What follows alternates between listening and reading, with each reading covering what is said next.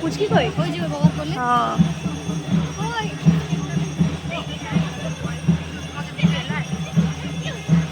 দিব দেব।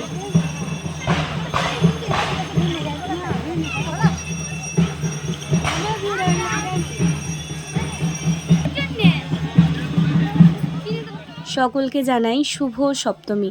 সকাল সকাল স্নান করে বেরিয়ে পড়েছি নবপত্রিকা আনতে। বেশ ভালোই লাগে, বাড়ি এসে সবার সঙ্গে পুজোর 4টে দিন হই হই করে কাটাতে খুব ভালো লাগে। তো আর কি, বেরিয়ে পড়েছি আমি আর আমার একটা বোন, দুজনে মিলে, দেখতেই পাচ্ছ। আর এটা হচ্ছে আমার গ্রামের পুজো। তোমরা দেখতে পাচ্ছ কতটা ভিড়, কারণ আমাদের এখানে একটাই মা দুর্গার প্রতিমা হয় আর সেটা পুরো গ্রাম জুড়ে মজা করে। তো বেশ ভালো লাগে। সবাই যখন বাইরে, সবাই কাজের সূত্রে, পড়ার সূত্রে বাইরে থাকে, তো সবাই যখন ওই 4টে দিন আসে পুজোয়, সবার সঙ্গে যখন দেখা হয় বেশ ভালো লাগে। তারপর এই দেখো, এটা হচ্ছে আমাদের মন্দির। আর এই যে মন্দিরে এখন মাকে বরণ করা চলছে, আমার মাও বরণ করছে মাকে, মানে আমার মা আরেকটা মাকে বরণ করছে। কীরকম ভালো লাগছে না শুনতে? তো বলেছিল খবরে যে পুজোয় নাকি বৃষ্টি হবে।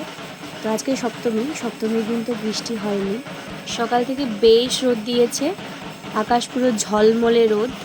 মাকে বরণ করা হয়ে গেছে। আর এটা হচ্ছে আমাদের মন্দির, এটাই হচ্ছে মন্দির প্রাঙ্গণ। তোমাদেরকে একটুখানি ভিডিওর মাধ্যমে দেখাচ্ছি, দেখো।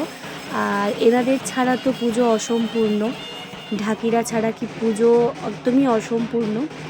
তো ঢাকের আওয়াজ শুনতে তো আমার বেশ ভালো লাগে, পুরো একটা বছর ওয়েট করে থাকি এই ঢাকের আওয়াজ 4টে দিন হই হই করে কাটানোর জন্যই। তোমাদেরকে বলেছিলাম না যে এবছর আমি কিন্তু তোমাদের সাথে পুজোর ব্লগ শেয়ার করব, তাই কিন্তু আমি একদম মিস করিনি, পুরো ক্লিপস নিয়ে ভিডিও বানাচ্ছি। ভিডিওটা কবে পোস্ট করব জানি না, তবে চেষ্টা করব পুজোর দিন, মানে সপ্তমীর দিন সপ্তমী পোস্ট করার, অষ্টমীর দিন অষ্টমী, তবে জানি না কতদূর কী করতে পারি। তো এটা হচ্ছে আমার গ্রামের প্রতিমা, আর এটাই হচ্ছে ভেতরটা। তো চলো, আজকের মতো ভিডিওটা এখানেই শেষ করলাম, কারণ আমি আবার ঘুরতে বেরোবো, তার ভিডিও কিন্তু আমার চ্যানেলে আসছে, চোখ রেখো কিন্তু। টাটা।